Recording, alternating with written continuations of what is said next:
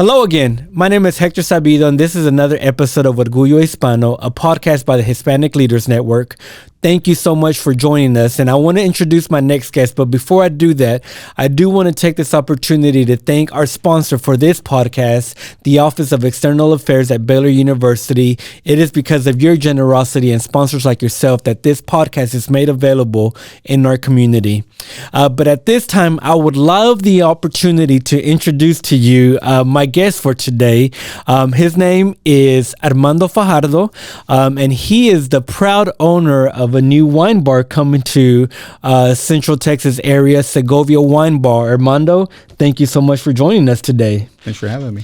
Hey, so I want to start off by introducing you to our community and to our listeners. Armando, I know you're not a stranger to the Central Texas area. In fact, I know it's home for you. But tell us a little bit about yourself, your family, and your background, et cetera, things like that.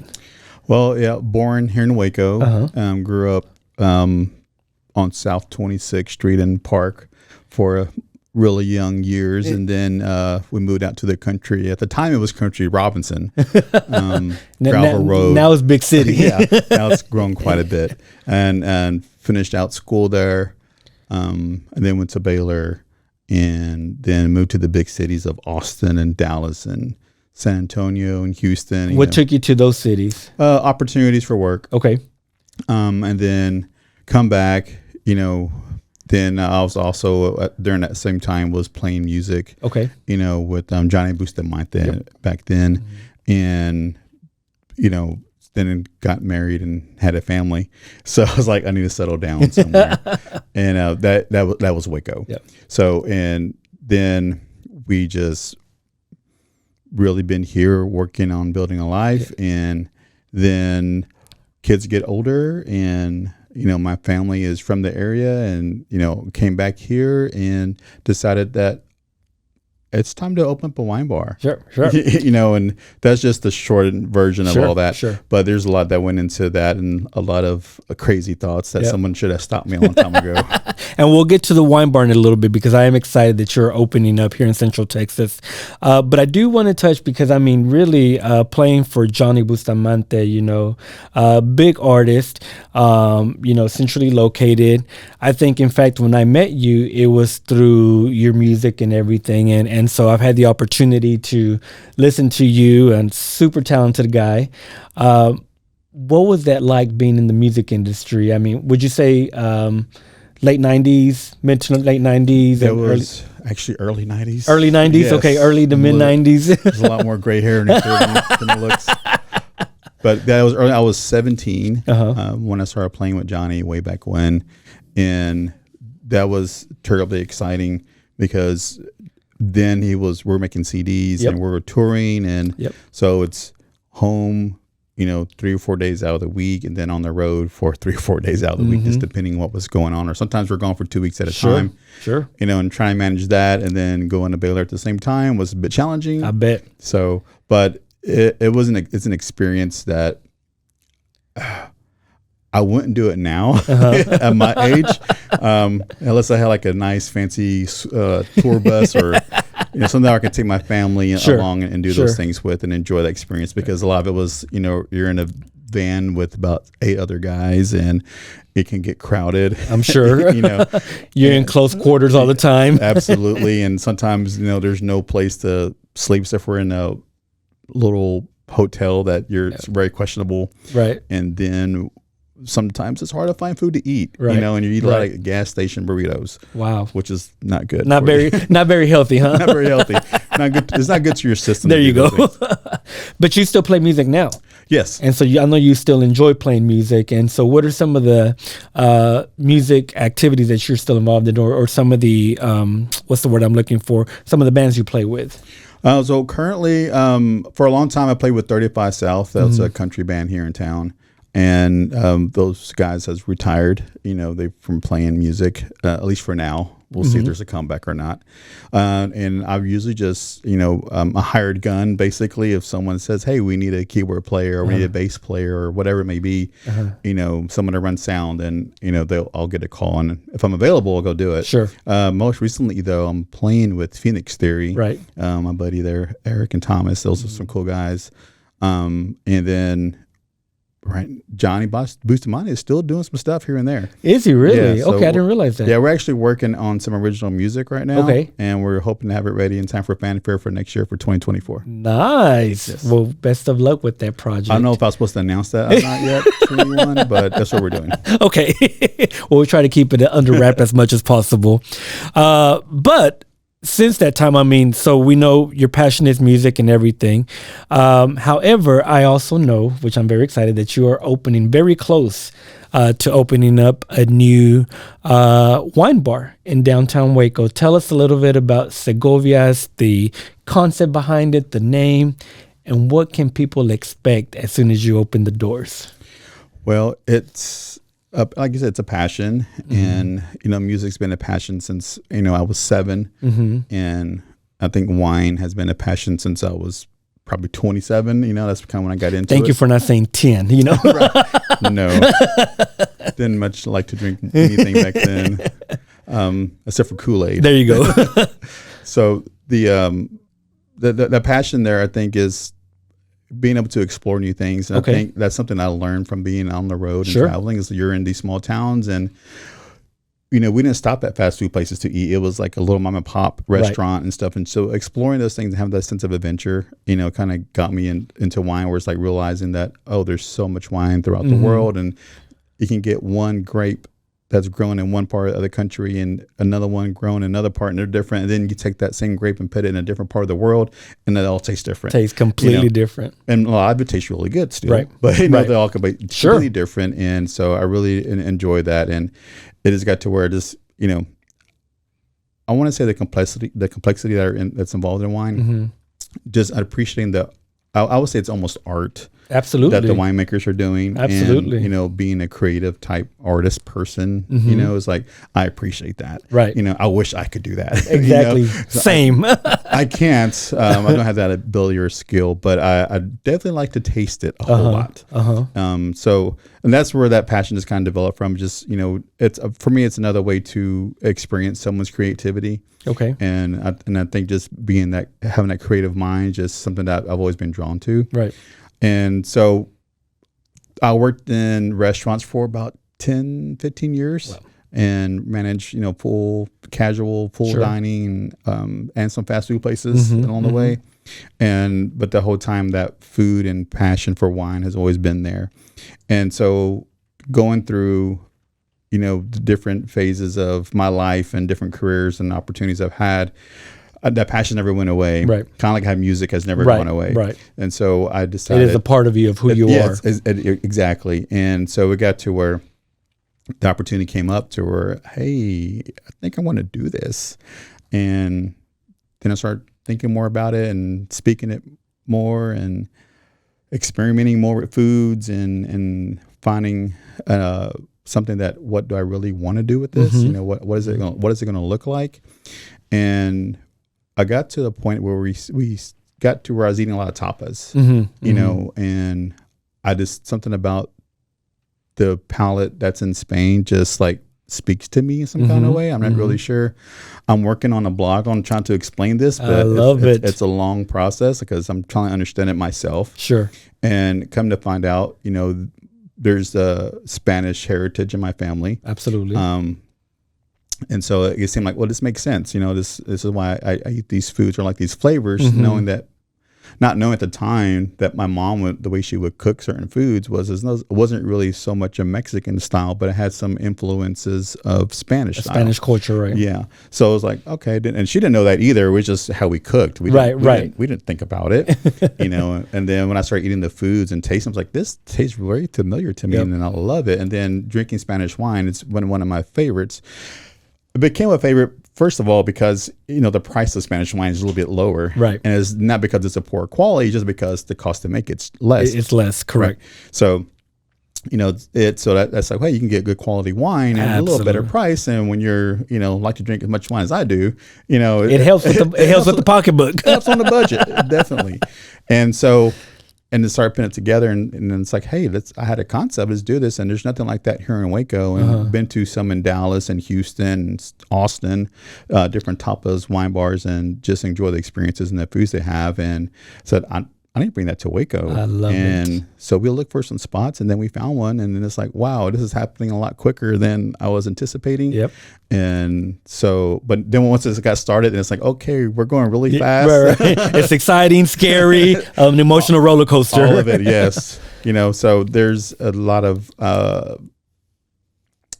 guess, angst and getting it ready, and, and like, are people going to like this? Sure. And kind of hope that, they, can get the experience that I got. Right. And that's what I'm trying to bring here. It's it's an experience, not just, hey, here's some food and here's some wine, but, it's an experience of like, this is what is served in Spain. And, we're going to do a little Texas stuff on it. We're going to, source some local farms and get some stuff from local produce here. But there's lots that we're importing in, so it's exciting. And that idea from Segovia, the name, of course, the city of Segovia. My mom's last name is Segovia.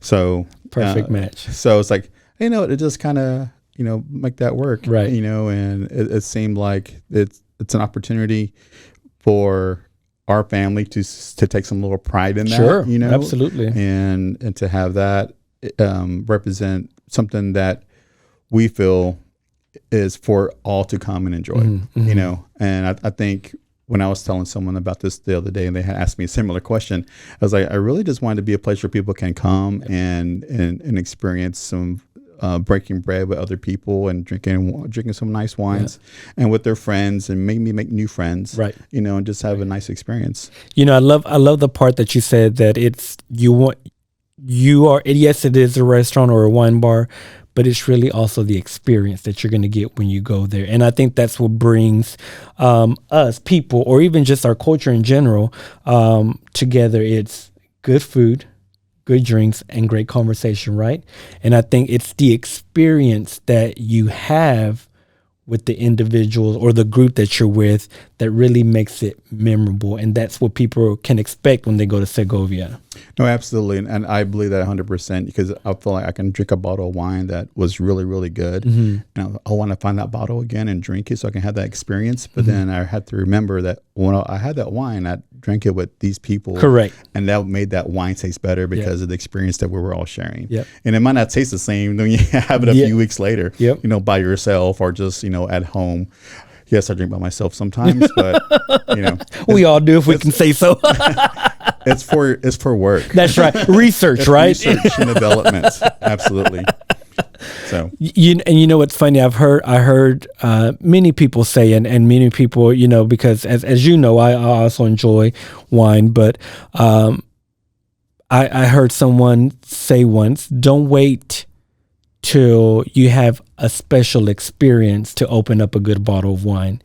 Let the good opening up the bottle be that experience for you and your group. And I think that's what you're creating there, or that's what you want to create with your restaurant. That is absolutely true. And that I think I heard that too, but I heard it in a movie called Sideways. Okay. And maybe that's where I heard it from. So, and I don't know if it's something that they do say, I'm not really sure. But what I did realize in that movie, when he opened up the special bottle of wine he's been saving, he's sitting at a fast food place eating a burger, drinking out of a styrofoam cup. It's kind of like, okay, I haven't done that. Right. But, I understand, opening the bottle of wine is the occasion, and for example, when my brother came to visit, he had been living up north, and this happened during COVID. And so he came back to Texas, and so he was able to come and visit us. And I had some wine that I've been kind of like saving and, going to wait to have this wine. But then my brother was here, and And I was like, go ahead, pick any one you want. And so he picked the one. I was thinking to myself, oh, that's the one I've been saving. And I was like, you know what? You're here. Let's open it. Let's celebrate. Let's celebrate. You know, and that's what maybe that wine was there for. Yep. You know, and then it being, we ended up, you know, drinking that. There's a few of us there, and we had that, enjoyed it, and it ended up being a great night. Right. And it was one that we can remember and go back to. There you go. You know, and so I actually feel that, you know, it's not just, you can come get some food, you can come drink some wine, but there's an experience that you can have that with whoever you bring, or if you meet new people, you know, whatever that may entail, trying new foods, you know, trying some new wines. Now, I will tell you, you know, we've had a few local entrepreneurs on the show, and I've always asked them this question because I've been curious, and I want to ask you, as you have prepared to launch your business and as you prepare to launch your wine bar, I'm sure there have been some obstacles that have come up, or maybe some things that you weren't expecting. If at any time did you ever feel like, you know what, maybe this is too much, I don't want to do it, and if so, how did you overcome that? Still kind of feel that way. Can I say that? Sure, you can. No, absolutely. There's been times. That's why, and there's several drafts of my last blog that I'm writing right now, and it's like, why didn't someone stop me on this idea, on this craziness? You know, it's like, why didn't someone stop me a long time ago? You know, but no, I'm glad that we're here. There has been some challenges, some things that I didn't expect. I've been a lot of learning. You know, I see those opportunities to, like, I need to learn from this, and so that when the next time I do something, there you go. You know, or if I can share that, you know, with someone else. And actually, what's coming out of this is I already talked with a few other people. It's like, you know, we need to create something to help small business owners. There may be some organization out there that's doing so, but as far as like trying to work between small business owners and helping them get things in the city process, what's their next step to help them along that process? Because I didn't have anyone, and I'm, you know, I bother a lot of people on the phone, a lot of emails, trying to get information. But that's okay. But, you know, I think if there's some kind of, you know, way we can help people out, you know, small business owners, and getting them to where it's like, hey, these are the steps what you need to take, you know, to do that. And I'm sure there's stuff on the internet and piecing it together. And if there is an organization out there that's doing those things right now, I would like to know about it, because you know, that way maybe I can partner with them some kind of way and share what I've learned through this process. That way there's someone else starting a new business, or, you know, they're wanting to, you know, build something, or, you know, get connections with other people. Maybe we can find a way to make that happen. You know, I know we have some networking organizations in town, but you know, but someone has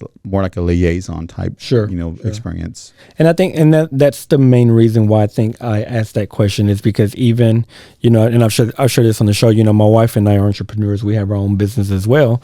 But I think mistakes that we've made going through the process, if we can help someone else that's coming along behind us, or if we can help the next generation for it to become a little easier for them to do it, or for them to learn from our mistakes, just like I'm sure like your parents and your grandparents, you know, you learned things from them and made your life a little bit easier.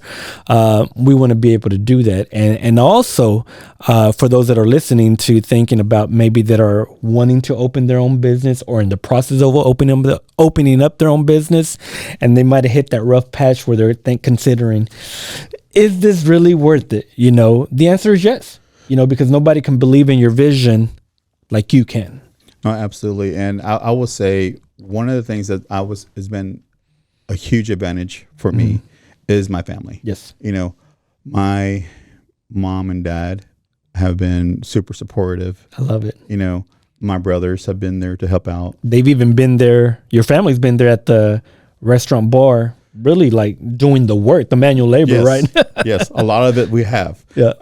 So, you know, fortunately, my family has some talent and some skills, and we're able to get that done. And so there's a lot of things there that I cannot quantify, you know, and there are so many people I know that don't have that support system. And so it's like, if there's a way where I or you, whoever, and some way people in the community can help be a support system for people who hit that real spot, and it's like they need a little encouragement. Hey, this is how you can overcome these things. I have my family. So that's where I was able to keep on pushing. Right. And I've had that my whole life. And I think that's something I've been very fortunate and very, very privileged to have in my family is no matter what I go out and do, I may fail miserably. My family's going to love me. So I'm never going to lose that. There you go. And so it gave me the courage and the confidence to go out and try things. And, I try to be that sort of, parent myself and to anyone who is in my circle of friends, or even if not, I want to be a positive and encouraging person to, hey, go do your things, live your dreams. I'm doing this wine bar. It's a dream that I'm going to be 50 years old this year. And it's like, you don't look over 30. Oh yeah. So it's something that, it was like, well, I want to keep challenging myself and keep doing things. And, that's all I was like, well, I'm really crazy doing these things. Someone stop me, please. But no, it's exciting. And to see the support we've gotten so far in the community, not just from people who enjoy wine, just from like friends and family who hear about it and they're like, we want to come support and be a part. And just as they didn't we didn't know that was going on. It's like, well, yeah, I keep things kind of private a lot of times, I feel like, but at the same time, it's like I'm happy to have their support. Absolutely. And I wish I kind of had done it more and let the people know more what I was doing. And I probably would have had more support and more confidence and encouragement going into it. And so if someone's out there struggling, you hit that rough spot, find you a good support and keep pushing through. I love that, man. I love that you're encouraging people to go out and find that support system because we don't have to do it alone. We don't have to go through it alone. I mean, there are people like yourself and other individuals and other entrepreneurs that have been there and are willing to say, hey, I'll encourage you because I know what it's like to walk in your shoes. Yeah. And I think that's a beautiful thing that as a community, we are willing to help those that aren't even blood or family or anything like that, but just because you want them to succeed as well. Right. And I honestly feel that if you're not getting support that you need is, if you need some encouragement, find me on Facebook. Yep. My profile's open. If you need something, I'll love to help encourage people. That's amazing. Thank you. And when I get home, I get stuck. I have Courtney, my wife. She's there to always she's like, it's going to be okay. Yep. Good. She's like, you'll get through it. You'll figure it out. That's right. And she knows I carry that stress with me, and I'm trying to figure stuff out and work things out. And she has the good balance for me because the days where I need the encouragement, she's there to encourage me. There you go. And that's the day important. She's like, you need a rest today. You need a rest. Good. So trying to be, remind me that, hey, I still got to have a balance to my life. There you go. There you go. Going back to your family though, there's something you told me that I thought was so cool. But even when people visit Segovia, the counter was built by you and your dad and your family. Right. Tell us about that because I think that is beautiful that this is truly a family owned establishment. Yes, that so when we had the idea and I had the idea, I was like, well, how do I want the bar to look? I was like, well, I want to use wood and have it be kind of a rustic kind of feel, but still be nice, right? Not too rustic. I don't want to get splinters. Sure. So what we kind of drew up the plan and had the vision of what I want to look like, the finished product, and then I told my dad, and my dad loves working with wood. So do I. That's where I get it from. Sure. And I think maybe because we want to be like Jesus and be carpenters. Is that what it is? And the wine, huh? And the wine, yeah. So I wish I could figure out how to do water into wine, but that's too funny. But so we decided well, let's just build it. And I believe my dad, he can do it, And my brother was kind of like, I don't think you can do that. And mother was like, we'll see. And I was like, well, no, really, I think we can do this. Yeah. And so we drew up the plans and started having ideas. And what do you think about this? What do you think about that? And then my dad built all the skeleton for it. And then he built and stained. I drew the plans up, say I need 51 pieces of this size wood. I need 18 pieces of this size. Amazing. And then so he cut it and stained them and got them all, ready to go. And then we'd take it to the bar, put it all together, and then it would sit there for a while, and we'd try to figure out what we could put on the top. Right. And so I had this idea. It's like, well, I'm going to get some wood planks for flooring, like oak, hard, durable wood, and something that's really strong. And he was like, I just don't see it. It's like, it's going to be okay. It's going to work. And so then we built it, and you've seen it, it came out beautiful. It does. It's very beautiful. And so we decided, because there's some holes and gaps in the wood, we decided to fill those with some color, like a little resin, epoxy, and color those in a little bit. So there's some little features in the wood you can hunt for. Wow. So it was something that it was a family experience. And then we're sitting there working, putting this all together, nailing and screwing and gluing and all clamping and everything we're having to do. And my brothers were there, and we're putting together other stuff in parts of the bar, the back part of the bar.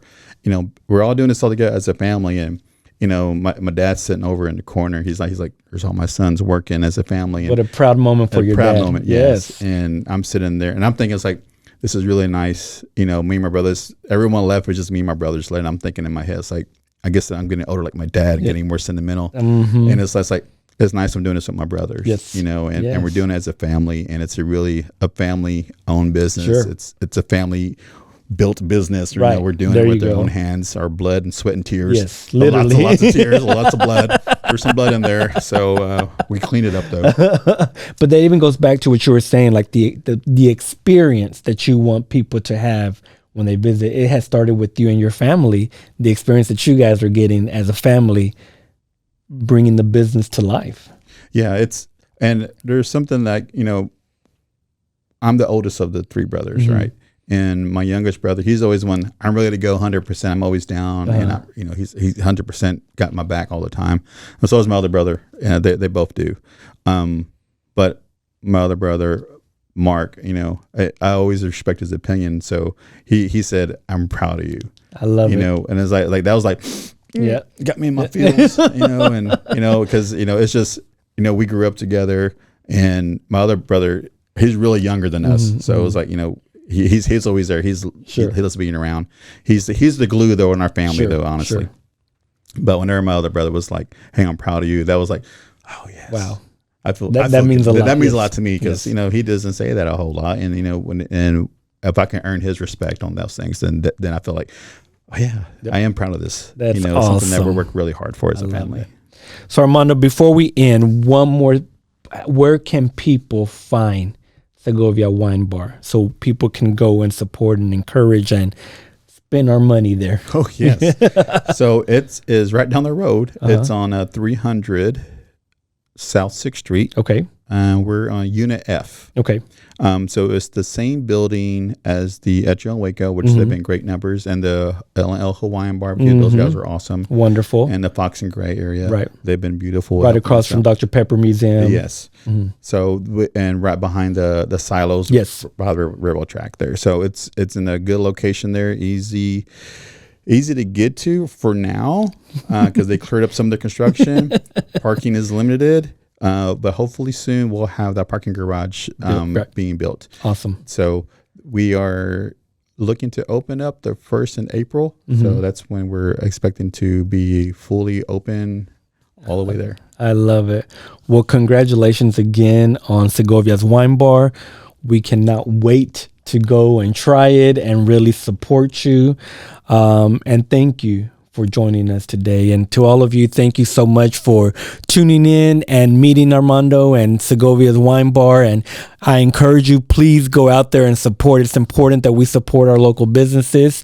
Once again, thank you to Baylor University, the Office of External Affairs, for their generosity in sponsoring today's episode. And until next time, please take care. Bye-bye. This episode of Orgullo Hispano was made possible through the generosity of these sponsors. The Hispanic Leaders Network is a nonprofit 501c3 organization. Our vision is to develop and empower current and future leaders to make a difference in the community. To sponsor a future Orgullo Hispano podcast episode, visit our website at www.orgullohispano.com. hln-waco.org or email us at hlnwaco@hln-waco.org.